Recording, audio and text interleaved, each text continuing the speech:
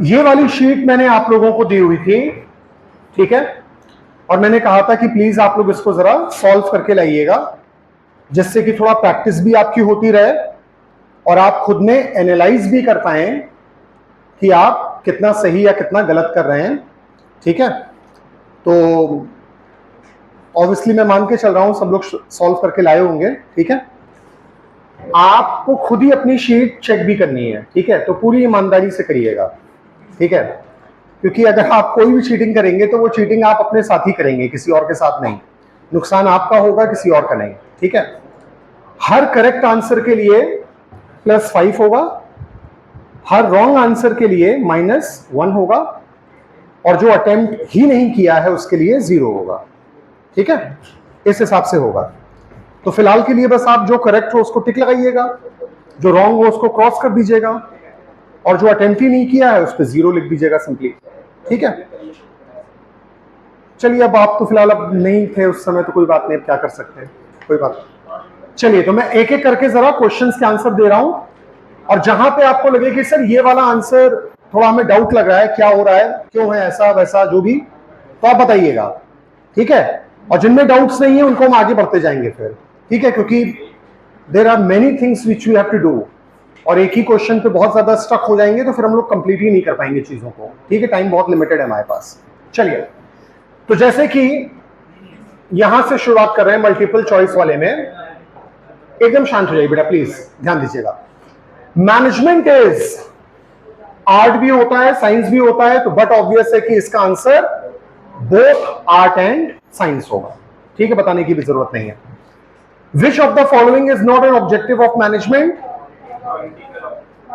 Politics को satisfy करना management का कोई काम नहीं होता, ठीक है। तो पॉलिटिकल कोई भी एजेंडा चलाना, that is not the work of the management. Process of setting objective and formulating plans to achieve them. Obviously, it is planning. It is planning. Planning का काम होता है deciding in advance what to do, when to do. Which level of management is responsible for the welfare and survival of the organization?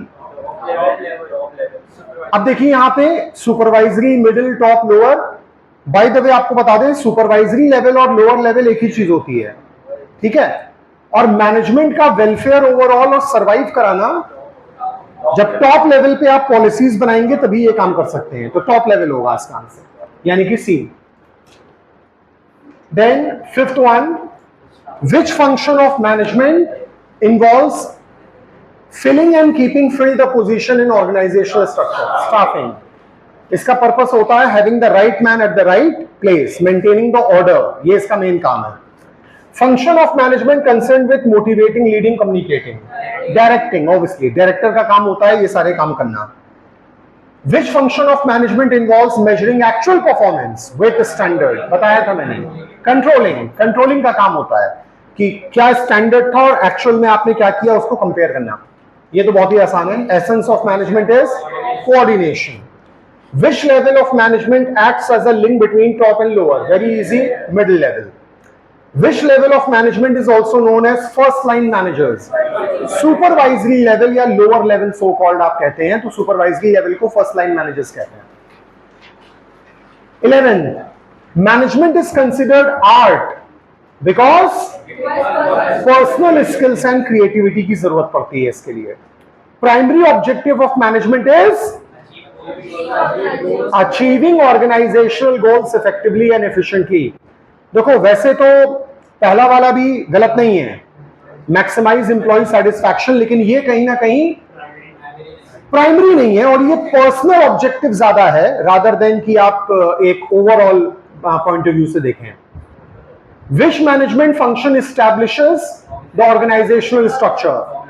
Organising, organising के through ही आप ये एक system या स्ट्रक्चर तैयार करते हैं। Which management function ensures that activities are performed as planned? Controlling. Controlling में आप देखते हैं कि भाई प्लानिंग क्या हुई थी और एक्चुअली में आपने किया क्या, वही बात हो गई। स्टैंडर्ड क्या है, एक्चुअल में आपने क्या किया। What is the importance of coordination? Integrate the efforts of different departments. Which of the following is a characteristic of management as a profession? Ethical code of conduct. इसकी वजह से ये प्रोफेशन कहलाता है. Then next we have 17. Which level of management is responsible for assigning jobs and tasks to various workers? First line managers ये काम करते हैं, यानी कि सुपरवाइजरी लेवल, लोअर लेवल का काम होता है ये, यानी कि C. What is the nature of coordination? Essence of management, यानी सोल ऑफ मैनेजमेंट. ये नहीं होगा तो बाकी कोई चीज का मतलब नहीं रह जाता. Which function of management is concerned with placing the right person at right job? Staffing, बताया था मैंने. Which of the following is an example of a social objective? Social objective providing quality products at reasonable price. Society का upliftment इसी तरीके से आप कर सकते हैं. What is the role of top level management? Policy formulation. ये इसका मेन काम होता है, ठीक है. और डे टू डे ऑपरेशन अगर होता तो सुपरवाइजरी लेवल पे आ जाता तब वो. What is the role of middle level management? Implementing policies. Formulate करना काम होता है टॉप का, इंप्लीमेंट करना मिडिल का होता है, और डे टू डे देखना सुपरवाइजरी का. Which function of management deals with giving orders and instructions? Directing. Direction जब आप देते हैं तो उसमें ये ऑर्डर वगैरह देने का काम करते हैं. Which function of management sets the standards for performance? Controlling. Yes, controlling में आप स्टैंडर्ड्स को देखते हैं. What does the concept of management as a science imply? Systematic body of knowledge. What does the concept of management as an art imply? Application of personal skills. Which of the following is a personal objective of management? Employee development. ये personal objective है आपका. आपको लगेगा earning a fair return on investment, ये तो economic objective है ना, कि जो इन्वेस्टर्स होते हैं कि हम पैसा लगा रहे हैं तो हमको रिटर्न अच्छा मिले, है ना, हमको प्रॉफिट अच्छा मिले, डिविडेंड अच्छा मिले, तो ये इकोनॉमिक ऑब्जेक्टिव में आ जाएगा. Which level of management is responsible for maintaining discipline among the workers? Supervisory level का काम होता है डिसिप्लिन मेंटेन करना, वर्कर्स को एकजुट बना के रखना. The process of integrating the activities of different units of an organization. Coordination. Coordination के थ्रू इंटीग्रेट करते हैं आप चीजों को. Which of the following is an importance of management?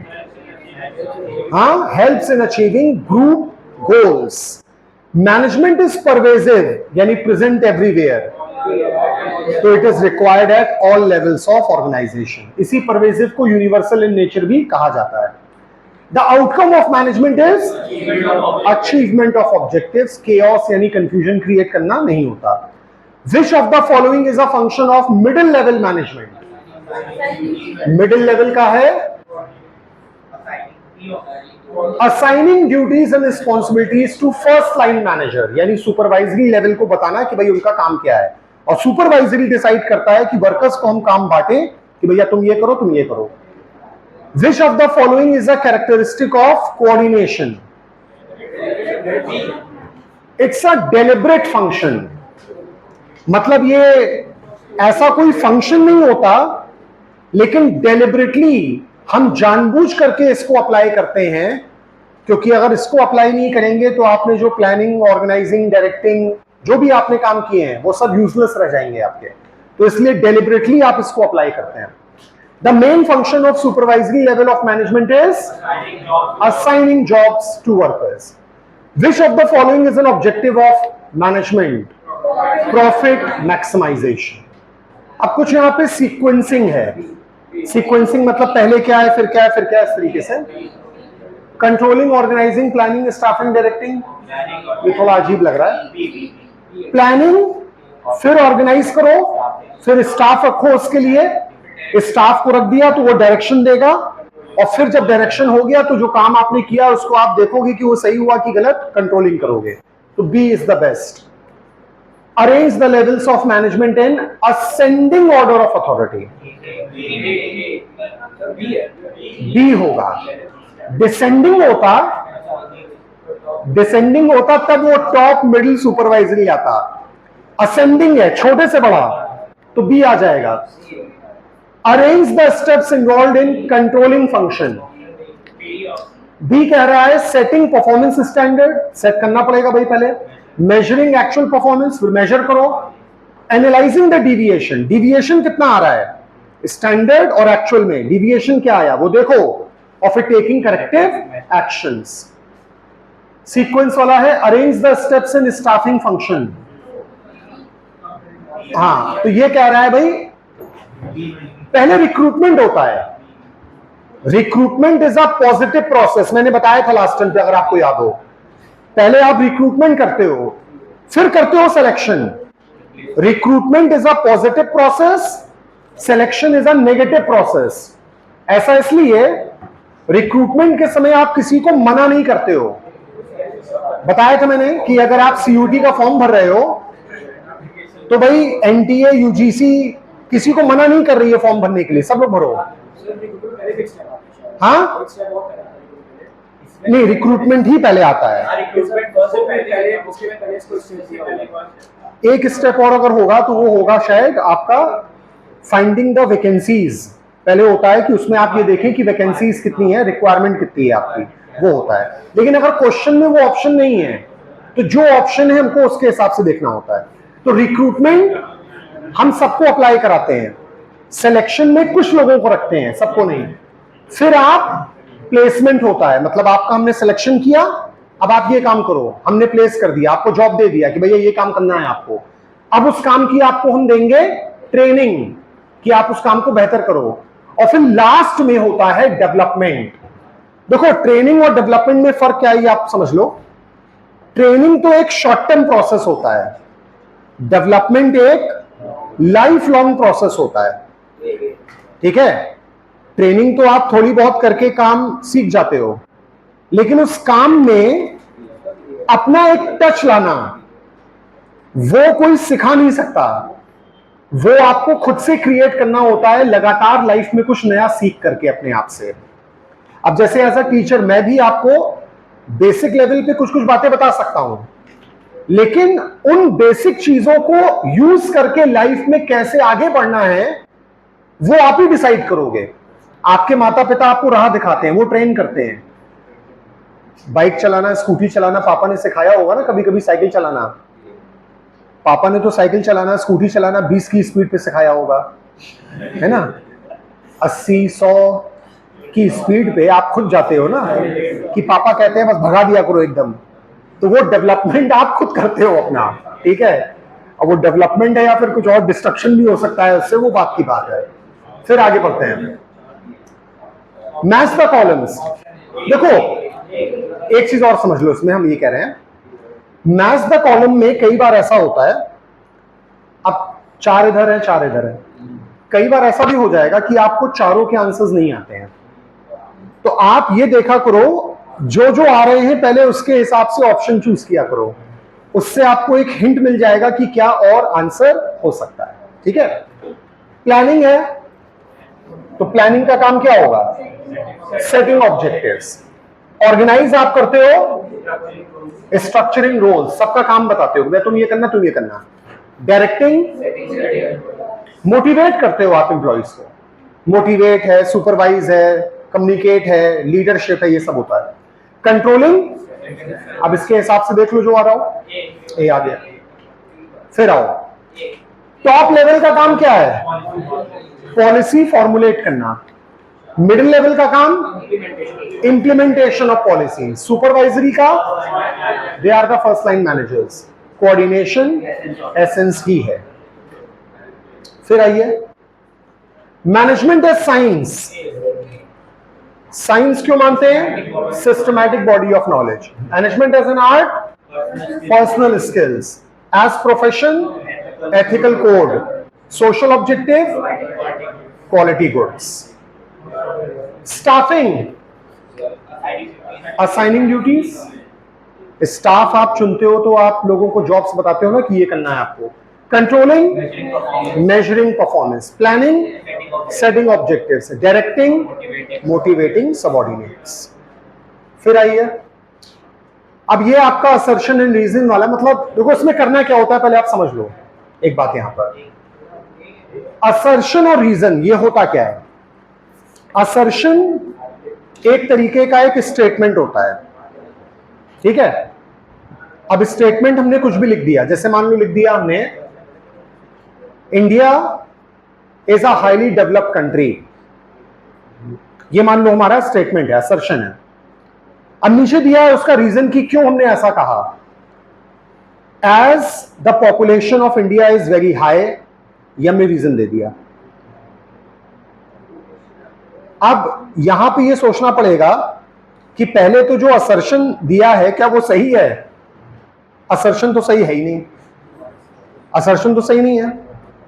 तो ये वाला जो ऑप्शन है कि both A and R are true, assertion and reason are true, ये तो ऑप्शन ऐसी खड़ी है। फिर आता है both A and R true but R is not the correct explanation, ये भी अपने आप में हट जाएगा। अगर असर्शन ही गलत हो गया तो ए और बी ऑप्शन तो अपने आप ही कट जाएगा। A is true but R is false, अगर असर्शन गलत है तो जरूरी नहीं है कि रीजन भी गलत हो, ध्यान रखिएगा इस बात का।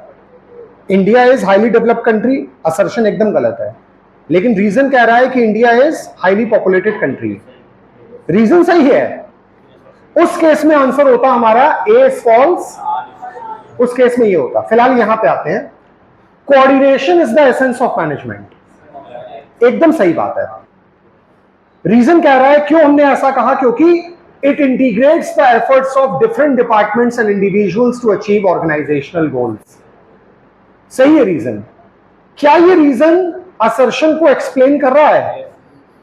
मतलब अगर एक्सप्लेन करने का मतलब क्या है, आपको यह समझना है एसेंस ऑफ मैनेजमेंट क्या इसी वजह से माना जाता है? हां, क्योंकि ये सारी एक्टिविटीज को इंटरलिंक करता है, कोऑर्डिनेट करता है, इसलिए इसको ये कहना कि ये एसेंस है एकदम सही है। तो आंसर वुड बी ए। फिर आइए, management is considered both art and science, सही है, एकदम सही है। अब रीजन देखते हैं कि क्या सही दिया। It requires both application of personal skills and systematic body of knowledge, सही बात है, और इसी वजह से उसको ऐसा कहते हैं, ये हो जाए। Case based, global electronics limited has been facing issues with its new product launch, कुछ इश्यूज आ रहे होंगे उनके प्रोडक्ट्स में। The marketing department claims the production department is not meeting the required quality standards, while the production department blames the design team for faulty designs. Blame game हो रहा है, marketing department कह रहा है सारी गलती प्रोडक्शन डिपार्टमेंट की है, प्रोडक्शन डिपार्टमेंट कह रहा है नहीं भाई ये तो सारी गलती जो है डिजाइनिंग डिपार्टमेंट की है, वो डिजाइनिंग से नहीं बना रहा, प्रोडक्शन डिपार्टमेंट ही काम नहीं कर रहा सही से। The CEO Mr. Sharma decides to hold a meeting with all department heads to resolve the issue. बिना कुछ पढ़े ही आप ये बताओ यहां पे किस तरह की प्रॉब्लम मैनेजमेंट फेस कर रहा है? कोऑर्डिनेशन नहीं बन पा रहा है आपस में, है ना। Which function of management is mister Sharma trying to emphasise? Coordination. What is the primary reason for the conflict between departments? Lack of coordination ही की वजह से ऐसा हो रहा है। फिर आइए case study number 2। Sunrise Industries is a medium-sized company. The top management sets the overall goals and policies. The middle-level management translates these policies into departmental plans and ensures their implementation. सब general बातें हैं। The supervisory level managers oversee the day-to-day operations and ensures that workers meet the production targets. ठीक है, सारी बातें हम लोग को समझ में आ गई। Which level of management is responsible for the overall goals and policies? Top level. Overall goals and policies किसका काम होता है बनाना? Top level. Which level of management is responsible for translating policies into departmental plans? Middle level. और day to day operation होता तो obviously supervisor. Clear? हाँ? Operative, हाँ वही operative उसी के बाद। अब जरा कैलकुलेट कर लीजिए जरा अपना अपना कितना आ रहा है देखें। पूरा 250, 15, 215, ठीक है, बढ़िया है। माइनस किया उसमें कि नहीं, जो गलत है गलत हो रहा है। 215 सही है। जितने भी करेक्ट है उसको मल्टीप्लाइड विद 5 कर लीजिए। 238, वेरी नाइस। 250, अरे क्या 251 हमको लगा नहीं आ जाए कहीं। हाँ 251 भी आ सकता था भाई। 300 आ रहा है। हाँ हाँ बेटा, फंक्शन वैसे तो नहीं होता, लेकिन हम लोगों ने पढ़ा ना कि ये डेलिब्रेट फंक्शन होता है। डेलिब्रेट मतलब हम लोग खुद से इसको अप्लाई करते हैं, तो इसलिए इसको फंक्शन जैसा ट्रीट किया जाता है।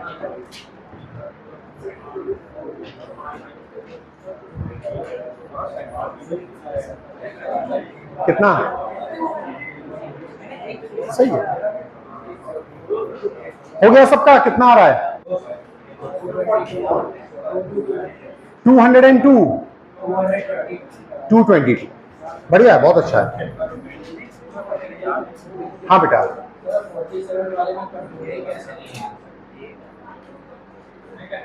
देखिए मिस्टर शर्मा जो हैं, वो कंट्रोलिंग का मतलब होता है स्टैंडर्ड क्या था, एक्चुअल क्या है, उसका डिविएशन सही करना, ये कंट्रोलिंग का काम होता है। ये आप तब कर पाएंगे जब आप चीजों को पहले तो कोऑर्डिनेट करेंगे। तो एज अ मैनेजर ये पहले कोऑर्डिनेट करेंगे, उसके बाद कंट्रोल करेंगे। अगर हम चीजों को सिर्फ कंट्रोल करने लग जाएं और कोऑर्डिनेट ना करें, तो वो प्रॉब्लम बार बार होने लग जाएगी। तो कंट्रोलिंग से भी पहले हमें कोऑर्डिनेशन बैठाना पड़ता है। समझ रहे हैं भाई? आप कोई भी चीज सीखते हो, अब जैसे ड्राइविंग ही आप करते हो, तो ड्राइविंग करते समय आप कोऑर्डिनेशन बैठाते हो ना, अपने हाथ पैर की ब्रेक्स, हाथ सब एक अलाइनमेंट में आ जाए। वो अगर हो जाएगा तो जब कभी कोई चीज माइनर एक्सीडेंट हो रहा है, तो हम उसका पता लगा सकते हैं, यार कोऑर्डिनेशन में कुछ गड़बड़ी रह गई लग रहा है, हमने ब्रेक ज्यादा तेजी से दबा दी क्या, या हमने क्लच नहीं लिया क्या। वो कोऑर्डिनेशन आप बैठाओगे तो कंट्रोल अपने आप हो जाएगा। इसलिए क्लियर सबको? डन? चलिए, without wasting any time let's move on. देखिए ध्यान दीजिएगा आप,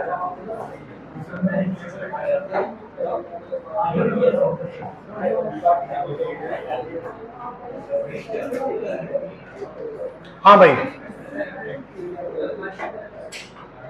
स्टॉप टॉकिंग। ये वाला हम लोगों ने लास्ट टाइम पे पढ़ लिया था, ठीक है।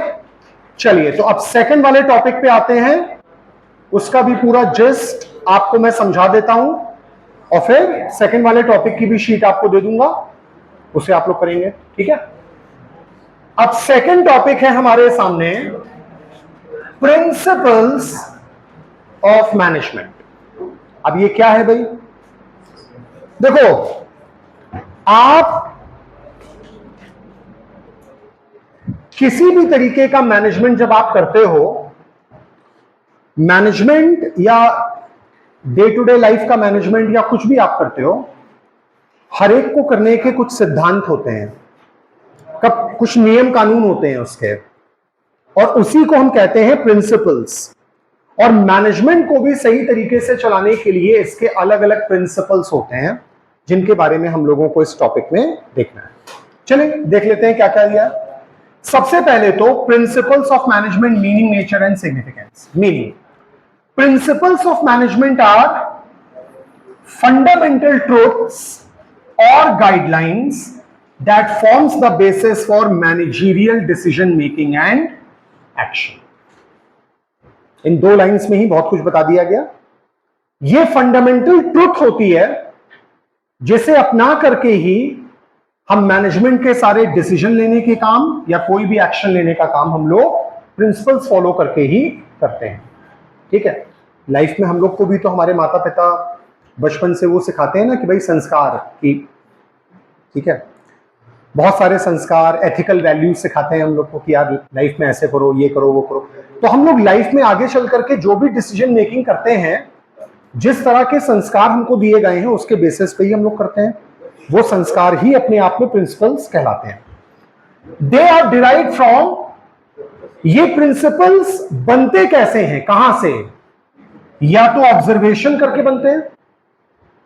भाई पहले के लोगों ने जो प्रिंसिपल लिखे होंगे, हम तो उनके बताए हुए प्रिंसिपल पढ़ रहे हैं, लेकिन उन्होंने कैसे प्रिंसिपल्स बनाए, चीजों को ऑब्जर्व किया होगा। बहुत सारी चीजें ऑब्जर्व करके हम लोग सीखते हैं ना। पढ़ाई दो तरीके की होती है, फॉर्मल, इनफॉर्मल। फॉर्मल तो वो है जैसे जो मैं अभी आपको पढ़ा रहा हूं, ये फॉर्मल है। इनफॉर्मल क्या होती है? जो लोगों को देख करके आप सीखते हो, तो वो ऑब्जर्वेशन होता है। तो ऑब्जर्वेशन से प्रिंसिपल्स बनते हैं। एक्सपेरिमेंटेशन आप करते हो तो बनते हैं, या एनालिसिस ऑफ मैनेजरियल प्रैक्टिसेस, या फिर जो भी मैनेजमेंट की प्रैक्टिसेस है उनको आप एनालाइज करते हो, तो बहुत कुछ आपको सीखने को मिलता है, पता चल जाता है कि हाँ ये काम ऐसे करेंगे तो और अच्छा होगा। तो इस तरह से अब नेचर, ये सारी बातें आप जानते हो तो ज्यादा टाइम नहीं लेंगे इस पर। यूनिवर्सल एप्लीकेशन यानी परवेजिव होता है, ऑलरेडी आप जानते हो, बताने की जरूरत नहीं, applicable to all types of organization. Flexible होता है यानी डायनेमिक होता है, समय के साथ जरूरत के हिसाब से इसको हम बदलते रहते हैं। Can be adapted to suit different situations. General guidelines हैं, provide a framework rather than a rigid rule. देखो ऐसा नहीं है कि अगर कोई प्रिंसिपल बना है तो बाय हुक और क्रूक आपको वो प्रिंसिपल ही फॉलो करना पड़ेगा। जरूरत के हिसाब से आप फ्लेक्सिबिलिटी भी रखते हो कि हाँ भाई ठीक है, अभी इस सिनेरियो में ये प्रिंसिपल काम नहीं करेगा तो हम कुछ और तरीके से काम कर लें। तो एक जनरल गाइडलाइन है, लेकिन you still have to maintain flexibility. Cause and effect relationship, principle को फॉलो करने से ये होता है कि आप लॉजिकल रीजनिंग बना पाते हैं किसी भी प्रैक्टिकल एक्सपीरियंस के बेसिस पे। भाई किसी चीज को हम साइंस तभी कहते हैं ना जब उसका कॉज और इफेक्ट हमें मालूम हो, और ये प्रिंसिपल्स के थ्रू हम कॉज एंड इफेक्ट पता लगाते हैं। Behavioural in nature, focus on human behaviour and interaction within organization, ये सारी बात आप जानते हो। सिग्निफिकेंस क्या है? प्रिंसिपल को फॉलो करने का फायदा क्या होता है? इंप्रूव्स अंडरस्टैंडिंग, समझ सकते हैं, बताने की कोई जरूरत नहीं। इनहैंसेस एफिशिएंसी, देखो जैसे कहा जाता है ना कि पढ़ाई का कोई अंत नहीं होता। आप कितनी भी पढ़ाई कर लो लेकिन उसके बाद भी लगता है कि नहीं यार हम कुछ और भी पढ़ सकते हैं। हाँ? उसी तरह से एफिशिएंसी का भी कोई एंड नहीं है। आप जितना ज्यादा मेहनत करते जाओगे एफिशिएंट बनते जाओगे। तो ये प्रिंसिपल्स को फॉलो करके जब मैनेजमेंट किया जाता है तो मैनेजमेंट और ज्यादा एफिशिएंट होता है। इनकरेजेस रिसर्च, अब रिसर्च का मतलब क्या है थोड़ा सा ये आपको समझना पड़ेगा। लोग ज्यादातर रिसर्च का मतलब सर्च मान लेते हैं, नहीं, सर्च अलग है, रिसर्च अलग होता है। सर्च एक बार होता है, रिसर्च, री का मतलब रिकरिंग, रिकरिंग बार बार। जो सर्च किया जा चुका है उसे फिर से आप सर्च करो, शायद इस बार हमें कुछ ऐसा पता चल जाए जो इसके पहले बार के लोगों को पता नहीं चल पाया। इसलिए आप देखो सर्च एक ही बार होती है, रिसर्च बार बार होती रहती है। और प्रिंसिपल्स फॉलो करके काम करोगे तो रिसर्च करने में आपको आसानी होगी, कुछ नया नॉलेज गेन करने में आसानी होगी। ये किसमें हेल्प करता है? हमारी ट्रेनिंग और डेवलपमेंट में। Serves as a foundation for training future managers. इसको फॉलो करके काम करेंगे तो हमारे लिए गोल्स अचीव करना विल बी मच इजियर।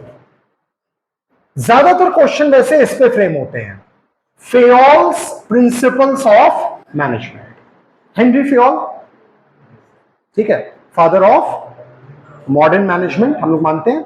इन्होंने 14 प्रिंसिपल्स दिए और इनका यह मानना था कि अगर ये 14 प्रिंसिपल्स को फॉलो करके आप काम करेंगे तो मैनेजमेंट में किसी भी तरह की डिफिकल्टी आप फेस नहीं करेंगे।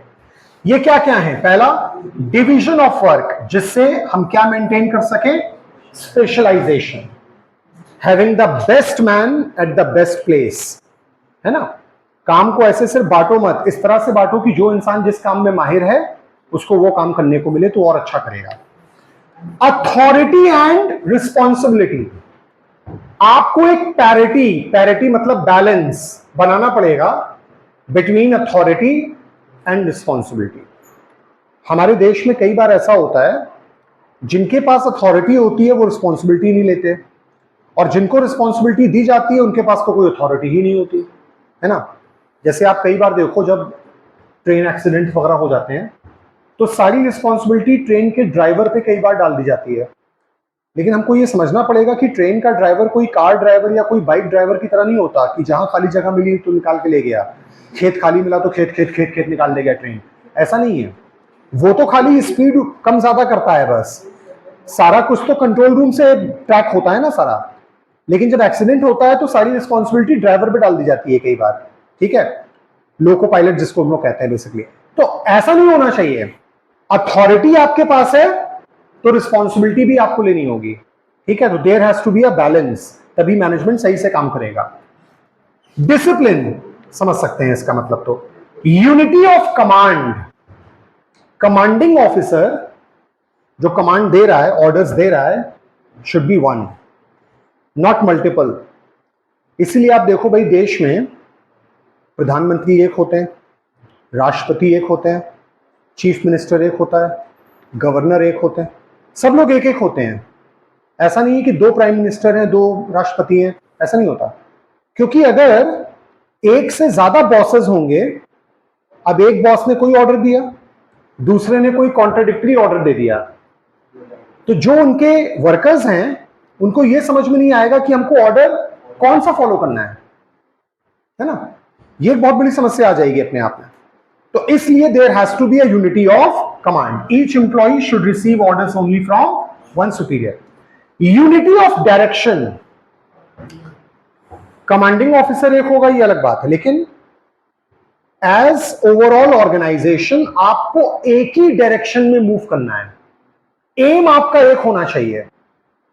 तरीका आप अपने तरीके से चूज कर सकते हो, but aim should be one. अब जैसे भाई आप लोग एग्जाम देते हो तो बहुत सारे बच्चे होते हैं जो पहले शॉर्ट आंसर्स करते हैं फिर लॉन्ग आंसर्स करते हैं, कुछ होते हैं जो लॉन्ग आंसर्स पहले करते हैं शॉर्ट आंसर्स बाद में करते हैं। तरीका आप अपना अपनाते हो, एम तो एक ही है ना कि यार कुछ भी करो, टाइमली पेपर कंप्लीट करना है और अच्छे से करना है।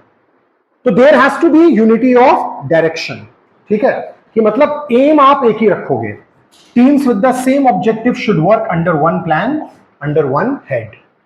Subordination of individual interest to general interest, अगर आपको अपना इंडिविजुअल इंटरेस्ट सेक्रीफाइस करके जनरल इंटरेस्ट पूरा करना पड़े तो आप कर दो।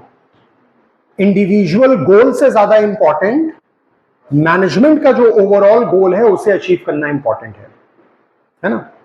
हर फील्ड में यही होता है। आप देखो भाई, जैसे क्रिकेट मैचेस भी आप देखते हो तो उसमें अब कोई बैट्समैन 99 पे खेल रहा है, मैच की लास्ट बॉल है, सारे फील्डर्स बाउंड्रीज पे लगे हैं, उसको 1 रन चाहिए अपना सेंचुरी कंप्लीट करने के लिए, लेकिन टीम को जीतने के लिए 6 रन चाहिए उसको। अब या तो उसके पास ऑप्शन है कि भाई बिना कोई रिस्क लिए हल्का सा डैप करके भाग जाए, सेंचुरी कंप्लीट कर ले अपनी, लेकिन टीम हार जाएगी, ठीक है। या फिर दूसरा ऑप्शन क्या है कि वो रिस्क ले, बॉल को हवे में मारे, 6 के लिए अटेम्प्ट करे, है ना।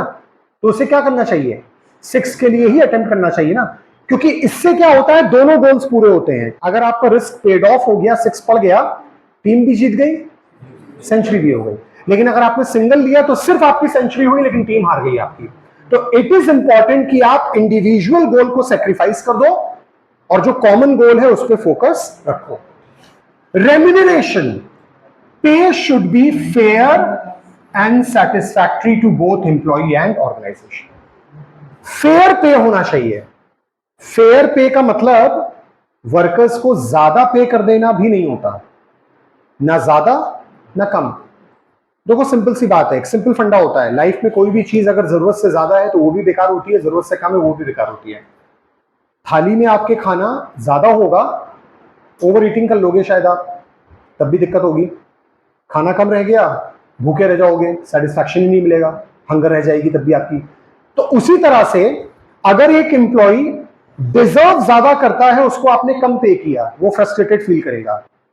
और अगर वो डिजर्व कम करता है, आपने ज्यादा पे कर दिया, तो वो केयरलेस हो जाएगा, उसको लगेगा यार कैसा भी काम करो पैसे तो मिलने ही है अपने को, तो वो काम ही नहीं करेगा। तो there has to be a fair pay, ना ज्यादा ना कम। सेंट्रलाइजेशन, जितना हो सके there has to be a central authority to govern the entire organization. अब जैसे देखो भाई, हमारे देश में भी सिस्टम है, तो सेंट्रल गवर्नमेंट होती है और स्टेट गवर्नमेंट्स भी होती हैं, लेकिन सेंट्रल गवर्नमेंट को ज्यादा पावर्स होती हैं उसके पास, है ना। वैसे तो डिसेंट्रलाइज भी है, क्योंकि स्टेट गवर्नमेंट्स भी अपने अपने स्टेट में फैसले ले सकती हैं, लेकिन अगर कोई फैसला ऐसा है जहां पे स्टेट गवर्नमेंट भी डिसाइड नहीं कर पा रही है, तो उस केस में फिर सेंट्रल गवर्नमेंट फैसला लेती है। तो there has to be a centralization. एक सेंटर नहीं होगा पावर का तो चीजों को ऑर्गेनाइज करना बहुत मुश्किल हो जाएगा। जैसे अब आपके घर में ही देख लो, किसी के भी घर में, भाई आपसे घर में बहुत लोग बड़े हैं, आपकी सिस्टर है बड़ी, आपका भाई है बड़ा, चाचा जी हैं, चाची जी हैं, है ना, ताऊ जी हैं, पापा हैं, मम्मी हैं, दादाजी दादी जी, आपसे तो सभी बड़े हैं, आपको तो सबकी माननी है, लेकिन फिर भी कोई एक तो हेड ऑफ द फैमिली होता है ना। मान लो आपके दादाजी हैं तो वो हेड ऑफ द फैमिली है, या दादी जी हैं वो हेड ऑफ द फैमिली हैं आपके, है ना। उनकी बात कोई नहीं काटेगा, है ना। ऐसा होना बहुत जरूरी होता है, क्योंकि अगर ऐसा नहीं होगा तो हर कोई अपने अपने तरीके से काम करने लग जाएगा, कंफ्यूजन क्रिएट होगा। तो there has to be centralization. Scalar chain, a clear line of authority from top to bottom. Scalar chain एक होना चाहिए ना, कि यार एक अथॉरिटी डिसेंड करे कि सबसे ऊपर ये है, फिर ये, फिर ये, फिर ये, फिर ये, फिर ये, फिर ये, फिर ये, है ना। तो एक स्कैलर चेन होनी चाहिए। इससे क्या होता है, एक फॉर्मल स्ट्रक्चर आप बना पाते हैं ऑर्गेनाइजेशन में, और हर इंसान की अथॉरिटी और रिस्पॉन्सिबिलिटी को फिक्स कर पाते हैं। इसका उल्टा होता है ग्रेप वाइन, या कह लो कि आप गैंग प्लैंक, कि आप डायरेक्टली कोई इमरजेंसी सिचुएशन आ गई तो आप ये जो स्ट्रक्चरल पिरामिड होता है इसको फॉलो करने के बजाय आप डायरेक्टली टॉप लेवल से बात करें इफ इट्स वेरी अर्जेंट। अब जैसे देखो हमारे देश में लॉ का सिस्टम है, तो भाई सेशन कोर्ट्स होते हैं, निचली अदालत, है ना, फिर आपका देखो ऊपर लेवल पे हाई कोर्ट्स होते हैं, फिर सुप्रीम कोर्ट। तो पहले क्या करता है आदमी, पहले सेशन कोर्ट में जाता है, वहां का फैसला सही नहीं लगा तो फिर वो अपील करता है हाई कोर्ट, फिर सुप्रीम कोर्ट। लेकिन कुछ ऐसे मैटर्स होते हैं जहां पे आप डायरेक्टली सुप्रीम कोर्ट में जा सकते हैं without approaching any lower courts. अगर आपका फंडामेंटल राइट का वायलेशन है, फंडामेंटल राइट का वायलेशन है, तो वो इतना इंपॉर्टेंट माना जाता है कि आपको लोअर कोर्ट्स में जाने की जरूरत नहीं है, आप डायरेक्टली सुप्रीम कोर्ट में अपील कर सकते हैं इसके लिए, है ना। तो वहां पे गैंग प्लैंक फॉलो हो गया, क्योंकि वो अर्जेंसी होती है, इंपॉर्टेंट होता है वो। Order, having the right man at the right place. Equity, manager should treat employees with kindness and fairness. सबको आप एक बराबर ट्रीट करो, ये नहीं कि कोई आपका फेवरेट है कोई नॉन फेवरेट है ना। देखो फेवरेट नॉन फेवरेट सबके होते हैं, वो अलग बात है, आप मन में रखो उसको, अगर है तो वो उसको आप चेंज नहीं कर सकते, लेकिन अपने बिहेवियर में लोगों से डील करते समय वो चीज आपको शो नहीं करनी है कि that somebody is your favourite and somebody is not so favourite. आपको ये चीज बिल्कुल भी शोकेस नहीं करनी है, क्योंकि आप एक इंसान को ज्यादा फेवर करोगे ना तो वो केयरलेस होने लग जाएगा, और किसी को अच्छा काम किया फिर भी आपने इग्नोर किया तो वो भी केयरलेस हो जाएगा, क्योंकि उसको ये लगेगा यार मैं कितना भी अच्छा काम कर दूं, डजंट मैटर, मुझे तो एप्रिसिएशन मिलता ही नहीं कभी। तो you have to maintain equity. Stability of tenure. देखो गलतियां तो हर इंसान करता है, अब छोटी सी गलती किसी एम्प्लॉय ने की, आपने तुरंत जॉब से निकाल दिया, तो वो तो कभी भी डेवलप हो ही नहीं पाएगा। तो you have to maintain stability, मतलब आपको मेंटेन करना पड़ेगा कि यार ठीक है, एक दो गलतियां हम माफ करते जाएंगे जब तक आप सीख नहीं जाते। Initiative, employees should be encourage to take initiative and be innovative. ये मत सोचो कि कोई करेगा तो हम उसके पीछे पीछे हो लेंगे, शुरुआत खुद भी करो, अपने आप से इनिशिएट करो, है ना। कई बार ऐसा होता है कि हम लोग लोगों के पीछे पीछे लग के काम करते हैं, ऐसा नहीं होना चाहिए। जैसे कई बार आप देखेंगे कि होता है, बहुत सारे लोग डिसीजन लेते हैं इस तरीके की, यार जिम चलते हैं, बॉडी शॉडी बनाते हैं कुछ, ठीक है, दोस्त को पहले डिसाइड करते हैं कि यार ऐसा है, तुम भी चलोगे ना, तुम भी चलो, हाँ हाँ ठीक है, कल सुबह चलेंगे 6 बजे, ठीक है। अब सुबह 6 बजे फोन किया, भाई नींद आ रही है यार, कल चलेंगे कल चलेंगे। अब वो नहीं गया तो आप भी नहीं गए, अगले दिन वो जाने को तैयार है, आप ही की नींद पूरी नहीं हो पाई।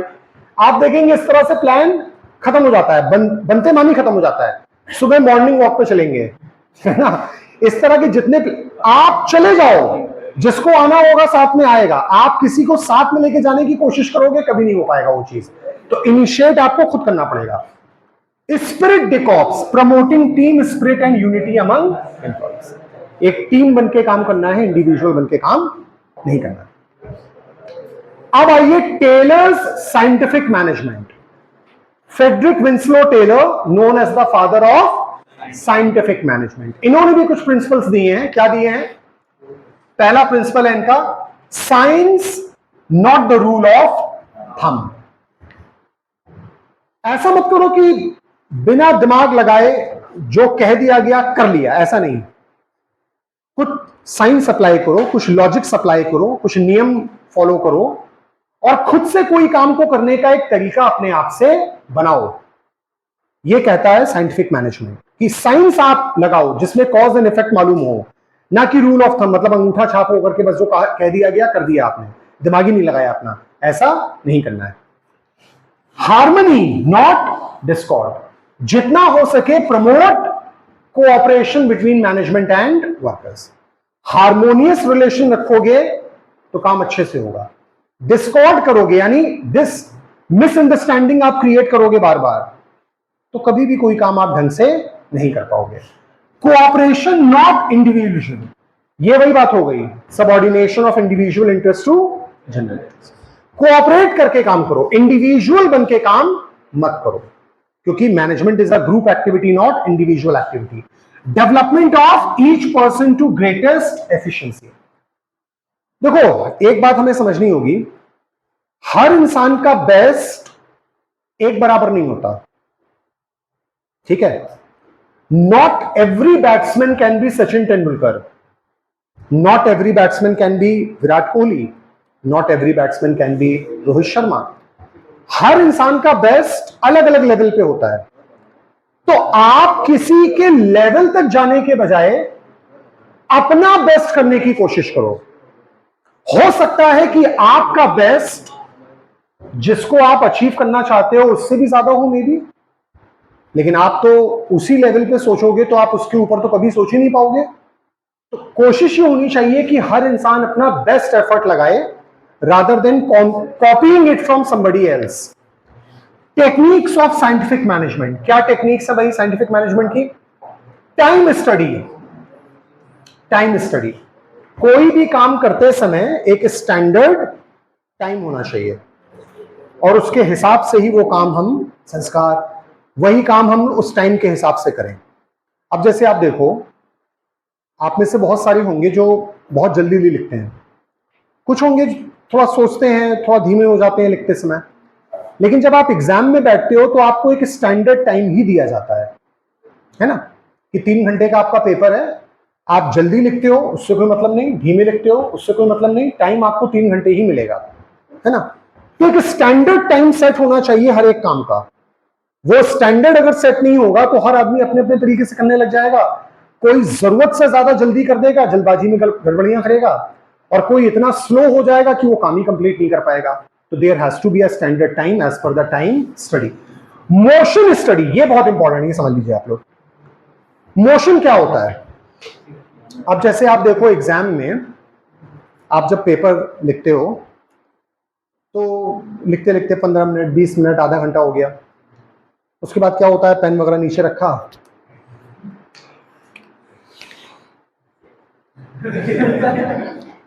ठीक है, फिर 15 मिनट बाद यही सब प्रैक्टिसेस, हाँ सेम एरिया, ठीक है, सर पानी पी के आते हैं जरा, सर वॉशरूम होके आते हैं। ये जितने बीच में आप ब्रेक्स लेते हो ना, इनको मोशंस कहा जाता है, ठीक है।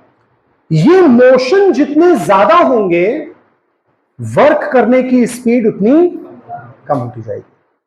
आपने देखा होगा घरों में वर्कर्स आते हैं व्हाइट वॉशिंग के लिए, कोई भी और वर्कर्स आते हैं, आप देखेंगे आधा घंटा पौना घंटा उन्होंने काम किया, फिर थोड़ा सा बैठते हैं, ठीक है, निकालते हैं जेब से ना, 5 मिनट ये निकल चलता है उनका, है ना, फिर खाना खाते हैं, बीड़ी फूकते हैं, फिर काम। ये उनके मोशंस हैं, ये उनके मोशंस हैं। मोशन को आप खत्म तो नहीं कर सकते, ये खत्म नहीं हो सकता, लेकिन जितना हो सके इसे कम करो। अगर आप मान लो कोई वर्कर है 1 घंटे में 3 बार ताली बजा रहा है, ठीक है, तो उससे हम कहेंगे भैया एक ही बार ताली बजाओ, है ना, 3 बार रहने दो, थोड़ा काम भी कर लो। तो ये होता है मोशन स्टडी, कि आप ये देखो कि कोई काम करते समय कितने मोशंस लग रहे हैं, अगर वो अननेसेसरली ज्यादा है तो मोशंस को कम कर दो। तो दैट इज मोशन स्टडी।